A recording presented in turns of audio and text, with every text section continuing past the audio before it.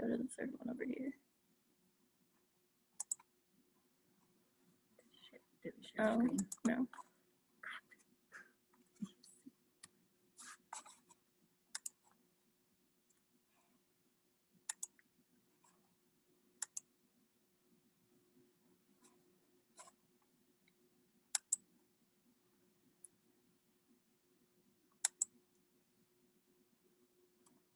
Sorry about that. So back to looking at the example of HAI specific to dog-assisted reading, is that they saw increases in confidence, self-esteem, attention, focus, and willingness to take more risk. And it's important to note that in the study, they didn't actually see any increasing in reading performance, but they saw that it strongly enhanced the children's arousal and excitement. So a lot of times when kids are reading with an adult or with other kids, they're worried about making a mistake or being corrected. But it was seen that when the kids were reading with the dogs, they felt a lot more open to making this mistake, and they were a lot more excited to actually do the task of reading. Another example of HAI applied in the real world is academic stress in college.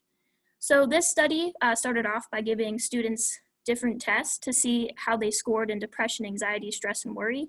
And then they compared the at-risk students versus the average students. So they saw that the at-risk students who interacted with dogs scored much higher on will and self-regulation. And very similar to the reading study, there was no immediate increase in skill, but 6 weeks later, they did see improvement. Our last example of HAI is seen in receptivity to counseling. So overall, this study had two main goals. The first one was to provide stress relief to students across campus, and the second was to increase access to counseling services and improve perception of these services. So there is a stigma about going to counseling services, that people have a big issue and people can feel ashamed about this. But they set up an information table in the middle of a campus, and they had dogs there, which made people feel a lot more receptive to coming and learning more about the counseling services. So the feedback that they got from this study was that dogs provided a value to their day and stress relief. 70% of the participants were more likely to contact the counseling center after this, and 94% of the participants would not have stopped at the information table if the dogs weren't there. So although this study was conducted informally, all the goals were reached, and it showed that this would be a good place to look into. So now for the main purpose of this presentation is we want to see how HAI can be integrated into sports psych. And first, we need to look at the significance of sports psychology for performance enhancement. So collegiate student athletes experience a lot of stress. First off, they're all students. They all have to attend class. They all have to do homework. They all have social life stressors, personal stressors, and added on top of this, they have all the stressors that they receive from sports. So this can include injury. They have big games that they're looking up to. They have a lot of conditioning. They may be tired. And they have playing time and starting time. So sports psychology can be used to teach methods for coping with this stress, and it can help athletes improve their mental skills, which in turn will enhance their athletic experience. So despite all these positives about sports psychology, athletes are not necessarily receptive to this. In a study, they showed that it's basically broken into thirds. So 1/3 of student athletes are interested in sports psychology, a third are just indifferent, and another third are not receptive. And even if they're given these sports psychology resources, if students aren't receptive, this isn't going to help benefit them. So this gives sports psychologists the challenge of having to be creative and getting interest of student athletes. So the purpose of this study was to increase receptivity of sports psychology. We wanted to help athletes maintain healthy mood and stress levels. And we wanted to improve retention of information discussed in sessions, and do all of this by including dogs and dog examples into the process of sports psychology sessions. So we completed this study with a team of 17 athletes. Specifically, I was with the D3 women's lacrosse team. We had 4 sessions that were each 30 minutes. And in each session, there was a sports psychology topic that was discussed, along with dog interaction and dog examples. Before and after each session, the athletes were given what's called profile of mood states, otherwise known as PALMs. So as you can see in the image on the right of the screen here, there's a bunch of different emotions on the side, and they ranked how much they were feeling it from not at all to extremely. And then these are all added up into 7 different subscales. So the profile of mood state subscales include tension, depression, anger, vigor, esteem-related affect, fatigue, and confusion. And in all the lessons, or in all the sessions that we had, the lessons that were talked about were positive appraisal, letting go, living in the moment, focusing forward, and focusing out. And we'll take a little deeper look into what those actually mean in a future slide. So before the study was conducted and after the study was conducted, the athletes were given questionnaires. So the pre-study questionnaire included quantitative and qualitative information. So it had a profile of mood states, it had a Cohen's perceived stress scale, it had a 10-question stress survey, which was a Likert type scale. It also had some multiple choice questions testing sport psychology knowledge, and it had open-ended questions to better understand athletes. The post-study questionnaire differed a little bit as it gravitated more toward the qualitative side. So it had open-ended questions that addressed the athlete's satisfaction with the sessions. It had questions addressing their sport psych learnings, and it also had questions that were asking for applications of their knowledge. So now we can jump into the results from all the sessions and the pre and post-study questionnaires. So first up here is some data from the pre-study questionnaire. And this was the response to a question when the athletes were asked what factors were important to their happiness. So they had the options of playing time or attending tournaments, getting along, not making mistakes, and having the coach's attention. And they were asked to rank these from 1 being the least important to 7 being the most important. So as you can see in these red boxes here, getting along was seen as one of the most important things to the majority of athletes, as it had the highest average at 6.5. And not making mistakes was something that the athletes differed on, and they're thinking of how important it was, since it had the higher standard deviation of 1.33. This slide shows results from the post-study questionnaire. So this is the qualitative data where you can really see that the different lessons that were talked about in the sessions were applied to their real life. So first here you can see positive appraisal, and this shows how athletes were able to reframe stressful events and look at the bright side and find meaning in these events. It looked at letting go, which is not ruminating and refocusing your thoughts. They looked at living in the moment, which is the practice of mindfulness, where you learn to accept what's happening in the present, and you intentionally shift your attention to the present moment.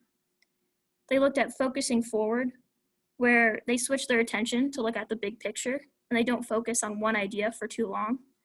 And lastly, they showed focusing out, which is where they noticed their teammates around them and weren't necessarily concerned with only their own struggles. So now you can see the results from the perceived stress scale. So on the x-axis on this scale, you can see their PSS scores.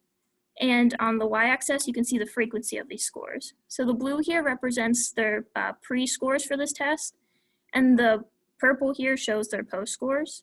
So you can see their means for pre was 21.7, and for post it was 21.1. And these were shown to not be significantly different, so the means are statistically the same, showing that there was no major increase in stress levels from before all the sessions occurred till after. This is a result that's the total mood disturbance. The TMD scores are calculated based on their Palms test scores.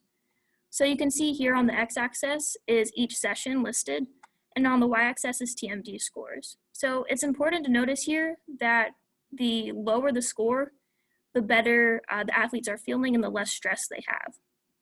So here you can see the post in the orange and the pre in the blue. So for 3 out of 4 sessions, you can see that the athletes felt less negative emotions after each session. Here is another result that we got from the Palms test, which is called the Palms Iceberg. So here you can see all the subscales on the bottom, and they're split into dysfunctional and optimal. And you can see the sum average on the side. So again, for these scores, it's important to note that the lower the score, the less stress the athlete was feeling. And you can see here that for all the dysfunctional subscales, which is tension, depression, anger, fatigue, and confusion, the athletes post scored lower, which means that they were feeling less stress. And for the positive, for vigor and esteem-related affect, their scores remained the same. So now we're going to discuss what these results actually mean in terms of approaching our goals that we had mentioned in the purpose statement. So first off, we saw increased receptivity. So the sessions were held at the end of a long day.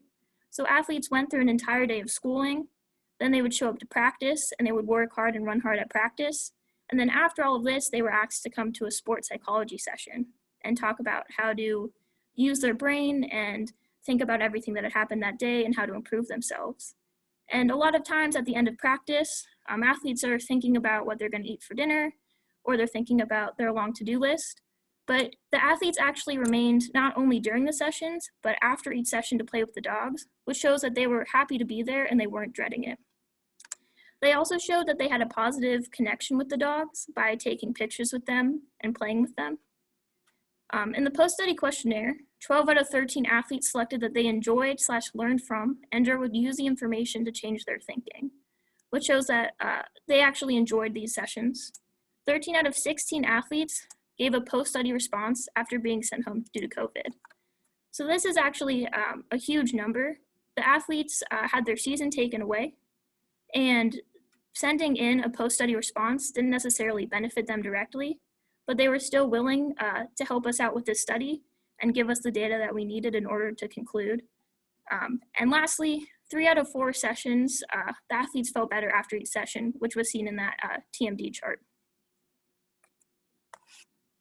So the next purpose that we're going to look at was the maintenance of mood and stress levels. So another one, thinking all the way back to the beginning of COVID, was that overall stress levels did not increase at the end. And this is one of the biggest findings in the study, which is huge. If you think back to the very beginning of COVID, there was mass panic, mass chaos. We had all been sent home from school. Their season had suddenly been ended and none of us knew what to expect. So despite all this, the athletes were actually able to maintain their mood and stress levels at a decent place and not jump anywhere too drastically. The post-study questionnaire, the athletes were also able to address the ideas that were discussed in each lesson. Their overall Palms showed lower scores for negative emotions, so from the beginning to the end, they were more positive. And their overall final PSS scores were lower than the initial scores. So overall, they were able to maintain their mood and stress levels, which means that they not only attended these sessions, but they were actually able to apply what they learned. The last topic that we're going to look at was the increased retention of the lessons. So the post-survey responses, the qualitative data is really what showed us that they did have increased retention. So they were able to not only understand these sports psychology concepts, they were able to recall this information, and they were able to apply it to their own specific situation. So although COVID caused a lot of problems and possible stress for these athletes, it also gave us the opportunity to see how they reacted in this specific situation, and we were able to see that they could apply these lessons, which isn't an option for a lot of these studies. Their overall PSS and Palms scores suggest that athletes applied each session techniques, which resulted in lower stress. And it's important to note again that sports psych retention studies are slim. This is something that's very complicated and difficult to apply and measure. And in this season, we had limitations of not being able to see the athletes in as many games, but by watching how they responded to the COVID situation, gave us a good idea of their increased retention. So now we're going to look at the limitations of the study. So the first, and one of the biggest, was that the season was cut short suddenly due to COVID. As you can see, as we've discussed, it did affect the results in a major way, and it didn't allow us to carry out even more sports psych lessons. It was only completed with one team, and there was no control group. Another limitation is that there were very high energy dogs. A lot of times when these studies are completed, they're done with therapy dogs rather than high energy dogs. And lastly, Dr. Robbins was both running the study and the sessions, as well as working as a sports psychologist and observing. And this study could be done if we had more resources with another person who's able to observe these sessions and isn't necessarily involved in the teaching. So the future studies for this are pretty vast because this study proved that HAI does help. So in order to see exactly what these benefits are and how beneficial it can be, we would like to assess the impact with more teams. So you have a more variety of gender, have different sports, have different divisions, have different seasons, the list can go on. We want to have a control group, so this group would have sessions without the dogs, and we would compare the retention with the groups that did have dogs. We would have external observers who are not leading the session, so this can allow more focus on behaviors of the athletes. We would complete a full season without a pandemic. And we would also like to apply HAI by using other animals and different energy dogs. So as discussed before, this study was done using imperfect dogs. However, a lot of times this kind of benefited the situation, although it's not necessarily the norm. It allowed the dogs to be used as examples and not just as these perfect happy puppies who are always there, because in reality, none of us are perfect. And this is what this study is here to emulate. It's here to give student athletes better tools and enhance their performance. So thank you all for listening. If you have any questions, feel free to ask.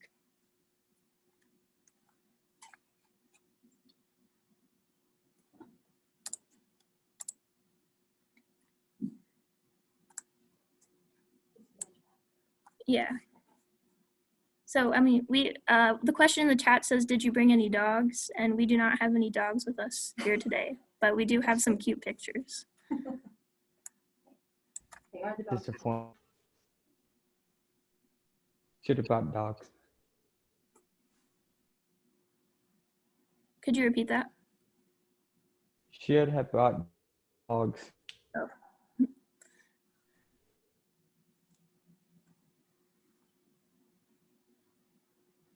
Okay.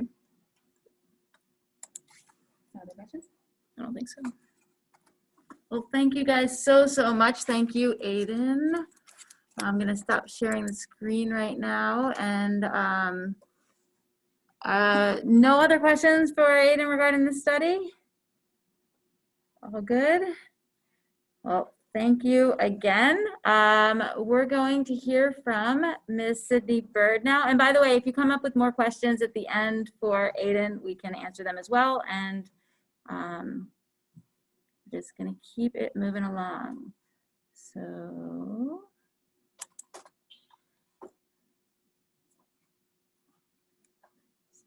You ready for this? Okay. Go ahead and share screen and then pull it up. You got it.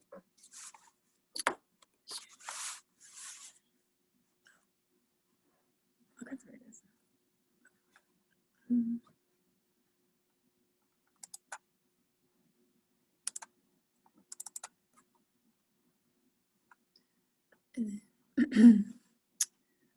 Slideshow.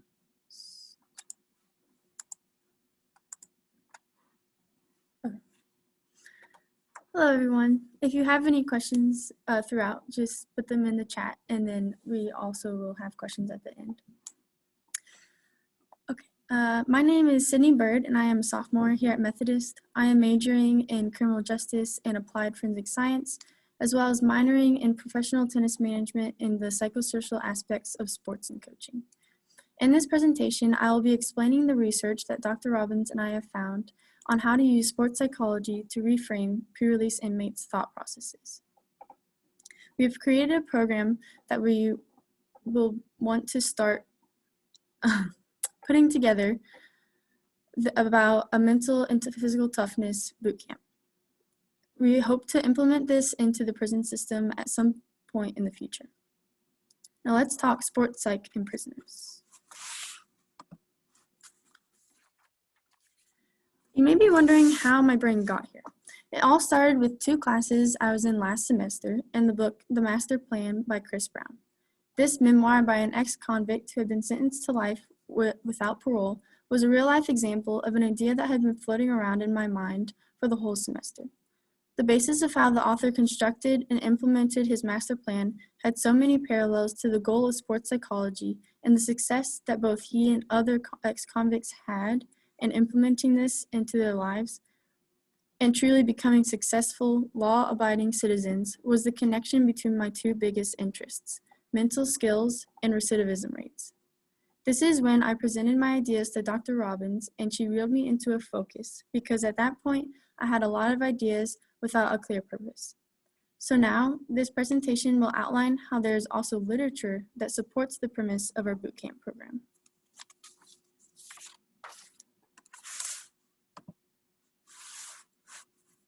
Here are just a few of the statistics that I've come across in my criminal justice classes, showing just how much of a problem it is for criminals to reoffend and just keep being reincarcerated over and over. There are two reactions to these. One is to create harsher policies that increase sentencing. However, it is not realistic to keep everyone who commits a crime locked up for life. On the flip side, reform policies push for sentence reductions and parole for everyone. However, this often results in an increase in crime rates. However, the policies that are implemented for both sides are concerned with what punishment is appropriate. The program I will be presenting is not necessarily concerned with this argument because it will be dealing with pre-release criminals with the goal of providing inmates with the necessary mental skills to succeed despite their past and their criminal record.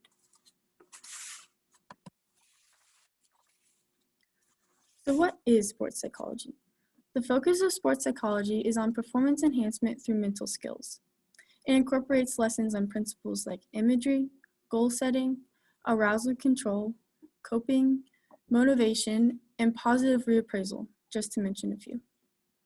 These principles are easy to understand and apply to one's own life. While they are most obvious in athletes performing under pressure, they are just as applicable with students and, as the research will show, prisoners. An example of this is how impactful the sports psych principle of learning how to let go of mistakes and failures to then focus forward on what the next step is. As an athlete, this is critical in game day situations where a shot is missed, a goalie lets a vital ball pass, or a mistake is made that could cost their team the game. As a student, this principle is seen when you fail a test or miss an assignment.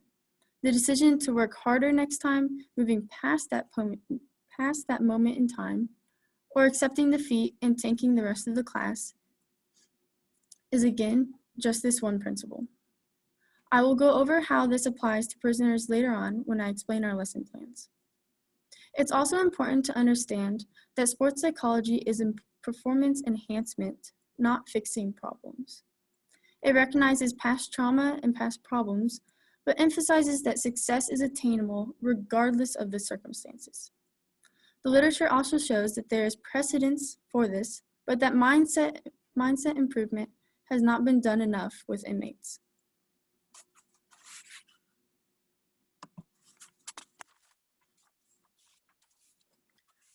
Essentially, why shouldn't inmates, and consequently society, benefit from the use of these mental skills to use their mind to help and not hurt their performance and reintegration back into society? The focus of our lesson plans will be to foster a positive mindset that will influence their motivation and behavior, and therein potentially decrease their criminal behavior, a better outcome, and a better trajectory for their life.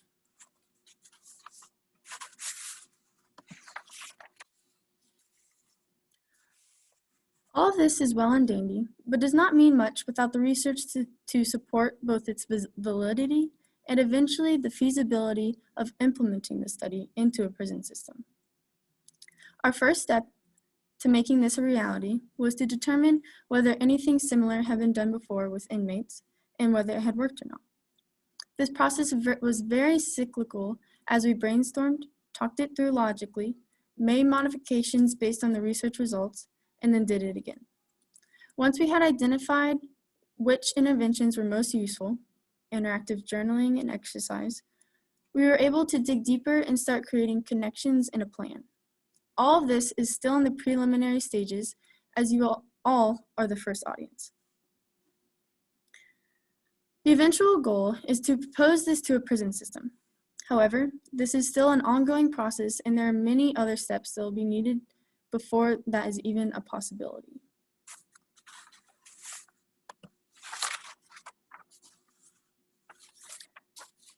Down one of our rabbit holes, we found that many programs showed that exercise proved to be effective in lowering levels of depression, stress, and anxiety compared to the inmates that did not exercise.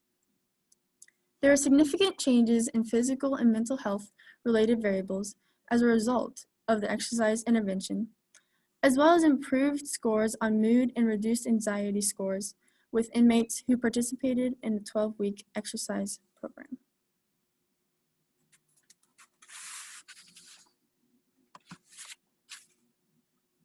We also found a lot of fascinating studies done with interactive journaling. Interactive journaling involves the interaction between the journal writer and a feedback provider. This process of receiving positive encouragement and non-judgmental feedback on something personal, like self-reflection, has the benefit of encouraging personal change and exploration. It also has a significant impact on enhancing the learning process because it provides a deeper understanding of the material.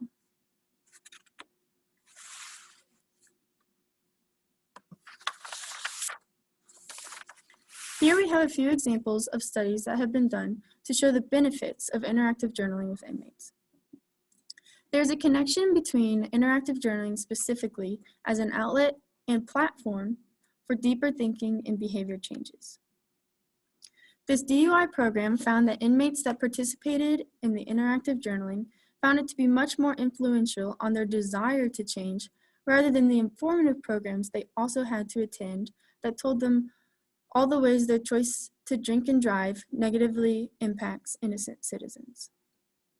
This is just one example of focusing forward instead of focusing on the past, and the individual is able to determine the how of their behavior change. There are similar sentiments with substance-dependent inmates, but this study also found that the inmates who participated in the interactive journaling had fewer reoffenses. In the study with incarcerated women, the interactive journaling program received high praise from both the inmates and correctional officers because of the positive effects on stress levels.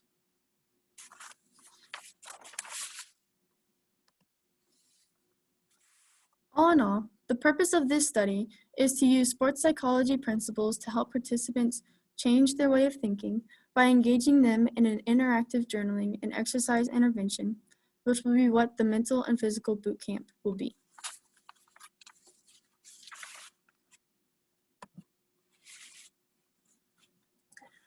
Have you ever wanted to do or to say something, but you just couldn't follow through? This model explains why this occurs and is the basis of why being able to change participants' mindset is the most effective way to change their behavior. Our program of building their mindset is similar to training for a competition. They will need to keep training using the tools we help them build. This continual training of contemplation, preparation, and action is what results in long-term and lasting change. A mindset shift is so impactful because it strengthens the participants' willingness to prepare, their ability to plan for those expected and unexpected obstacles, and then ultimately execute the best action once they are released.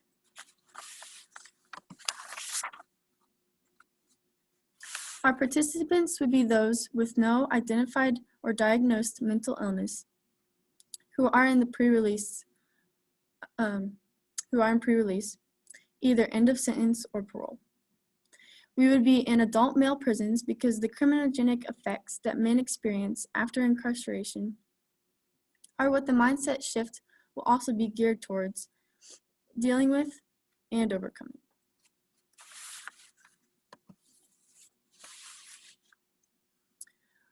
Measures we will use in our study are the demographic questionnaire, which will be attached with the pretest.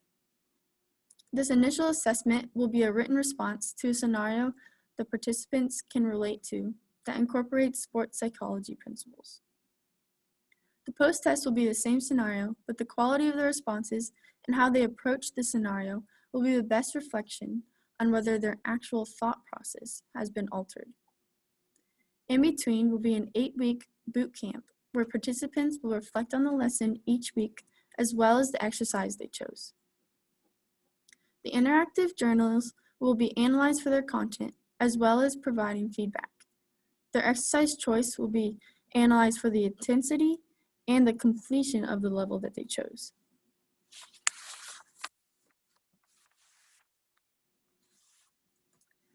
Procedures that we will be doing include recruiting pre-release participants, which we are still in the process of determining the logistics for. Next is to gather results from the pretest and demographic survey. The meat of our content analysis will be the weekly exercise challenge paired with a sports psychology principle and scenario. Every week, participants will have the choice between 3 exercise challenges. It will be emphasized that there will be no consequences either way for their choice, and they don't even have to do it at all.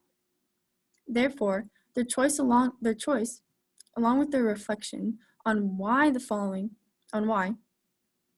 which they will do the following week, can be analyzed to determine their intrinsic motivation throughout the study. The 3 exercise challenges will be labeled as fine, good, and exemplary. The fine challenge will only be 1 set, the good challenge 3, and exemplary challenge 5 sets.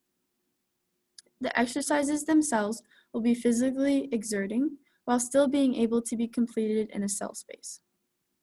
They will also be slightly embarrassing or unique so that there is the connection that there may be things or situations in life that are good for the participants that those around them may shame them for. This presents the question of why are you choosing to push yourself? Participants will also be reflecting upon the lessons as related to their own experiences alongside the exercise portion.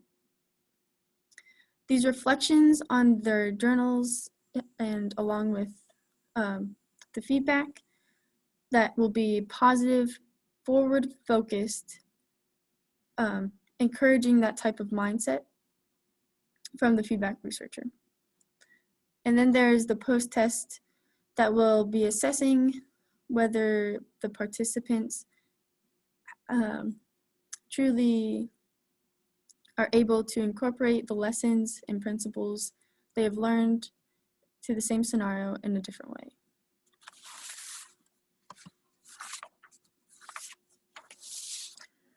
Now I will be going over our lesson plan outline. Keep in mind that this is not what the prisoners will be receiving, but it is simply what the entire lesson plan will be addressing. They will be getting a whole story that they will reflect on personally and then receive a direct question afterwards that they will reflect on in their journal. The first principle is you must know who you are before you can know who you will become. The concepts addressed in this principle are who are you and who you want to be. Now, did you notice that halfway through this presentation, I switched from calling the participants inmates and prisoners to simply participants?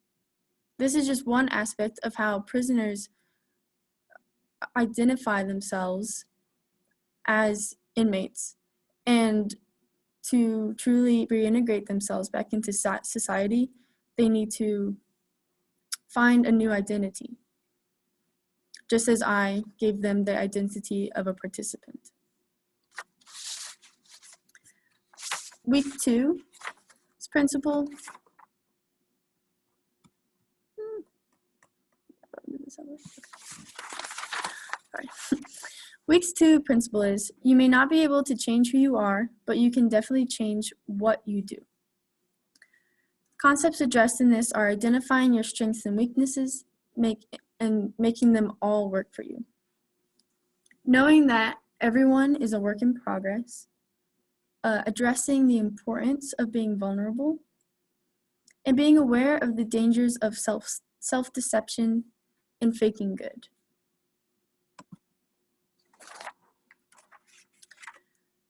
Third principle is, wanting or wishing for an outcome will not make it happen. Planning, action, and continually modifying behavioral pursuits are required to get you closer to your desired goal. Concepts addressed in this principle are setting realistic goals and going one play at a time, or just one step at a time in your plan. Week's 4 principle is to succeed, you must be willing to fail over and over again while staying confident in yourself. Principles addressed in the concepts addressed in this principle are defining success, accepting your mistakes, and realizing that every experience builds you and doesn't need to harden you. Knowing that there are many barriers to success, such as trauma, fear of failure in other people, and working on how to overcome those. And last, expecting nothing but working for every single thing. Now, this is the principle that I applied to students and athletes earlier in this presentation. Now, to understand it as related to our participants. Our participants have committed a crime and lost varying times and portions of their lives to imprisonment. Being able to move past both the choices that got them there and all of their experiences while being incarcerated is vital to their future success. Again, this idea would be presented to our participants with a sports analogy to better help with comprehension and personal application.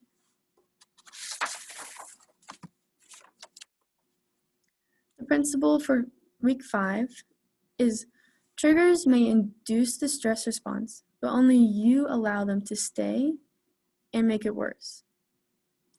Concepts addressed in this principle are focusing on what you can control, accepting the struggle, working on building your mental toughness, knowing how to find your optimism, and changing your appraisal to better help you to succeed. The principle for week 6 is recognize and respond. Don't just react. The concepts in this principle are know your tendencies, be able to identify the real and ideal response, and practice coping methods such as mindfulness, deep breathing, physical activity, and music. The principle for week 7 is decision-making prowess is built on practice, preparation, and an open mind. The concepts addressed in this principle are being aware of any biases, which include overconfidence bias and confirmation bias, preparing for the unexpected, and always minimizing regret. Week 8's principle is take steps toward improvement, not perfection. Concepts addressed will be to revisit the principle of work in progress, knowing your strengths, and figuring out how to take the next best step. Overall, this study is focusing on changing the mindset to change the behavior to change the outcome. Again, this is just a preliminary. We have not started the process, and we are still figuring out many logistics in dealing with the prison system. But now, if you guys have any, these are my references. Now, if you guys have any questions or suggestions for our implementation of our future study.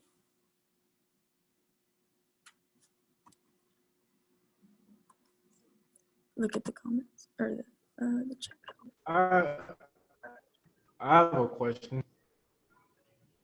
Do you think, I guess this is a question for both you and Aiden. So do you think, so like the HIA, Aiden was talking, do you think that will also work with the inmates? And same thing for Aiden, do you think the interactive journal will, be the same for athletes? Like, would it be, like, would the results be the same and effective, or would there be a difference, do you think? We did find studies where dogs were used in prison systems, and they were similar results as Aiden's study. you want Aiden to answer it later? So would you think the interactive journaling would be effective for student athletes? Aiden says yes for sure for the interactive journaling, as it helps anyone really. And it's really the change of mindset. And it's also just the change in mindset for both is what has the effect. So, Thank you. I have a question. It's why just male inmates? So I had mentioned the criminogenic effects are the most prominent in the males, and these criminogenic effects are what, with a mindset change, helps the most to overcome them and to also deal with them. And I guess an example of these effects are that being incarcerated reduces educational and employment opportunities, and then it also increases bonding with delinquent peers and continual criminal involvement. And then with the criminogenic effects, there are also 8 basic criminogenic needs, which just a few are peer relationships, emotional stability, criminal thinking, residential stability, and parenting and family relationships. And these are things that increase how people reoffend.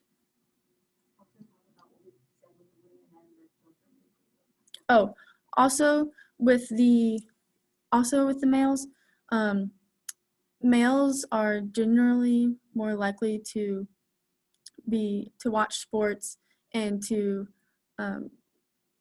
have more likely to have participated in sports as well. So that way they are more likely to be able to relate to our examples that we will use in the lessons. And we found with females, they are more, while they did the interactive journaling in the study that I talked about, the interactive journaling definitely helped them. It was more with their stress levels, and it was used as like a release and they talked about their emotions and things, which is helpful as well. And then we also are only dealing with adult males because dealing with just the logistics of getting permission and just everything that comes with adolescence and studies. Any other questions?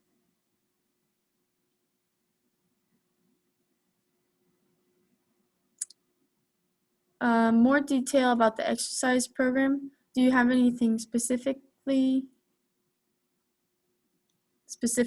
it that you? I know that you kind of mentioned that they're within the prison cell and different things like that, but I'm just more curious of like types of exercises that they would be doing in there and how the exercises themselves could help improve their mental health. Okay.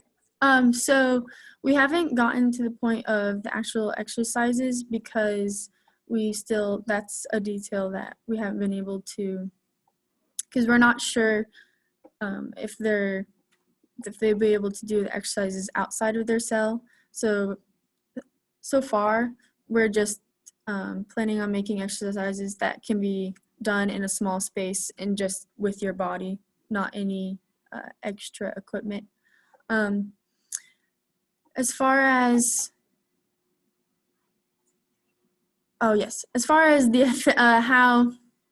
the exercises will help with the mental development, it'll be the high intensity training that an athlete undergoes as well. And it'll be they'll be told to do this exercise if they choose right after they've reflected on their lesson and then went over the sports psych principle. And then they'll also be encouraged to be thinking about it and reflect on it just as they do their exercise, as well as maybe applying it while they're exercising. So maybe if they chose the middle one, that's just good. But then as they're exercising, they're thinking, maybe I want to push myself or whatever the principle is, and they choose to do 5 sets instead of 3. And then the next week they can tell us that they why they chose that. So it's just kind of, it melds together, and while also showing them kind of in a way instant results, not necessarily instant, but results without them being released and us not seeing that.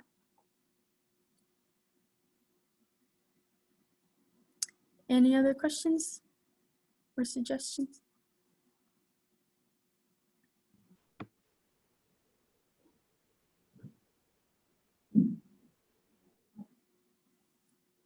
I think it's.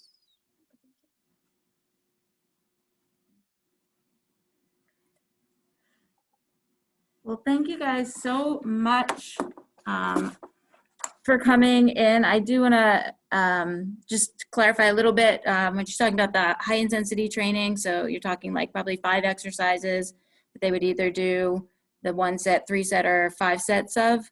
And it would be very body weight specific. So things like push-ups, when she said a little bit awkward things. So sometimes some yoga poses and things that we know are really good for you and a little bit hard, but they may be a little bit intimidated to do or embarrassed, just because we're not trying to embarrass, but we want them to consider the idea that sometimes you do things that others, you don't want to worry about what others are thinking with regard to your own health and your own status. So overall, I want to thank you guys again. So Sydney's project is a work in progress as well. And if anybody is interested in helping with a further dog and sports psych study, let me know. My crazy dogs are willing to do it again. So thanks for playing. Appreciate y'all. Have a great rest of your day. Thank you, you too. Bye, thank you. Take care. You know,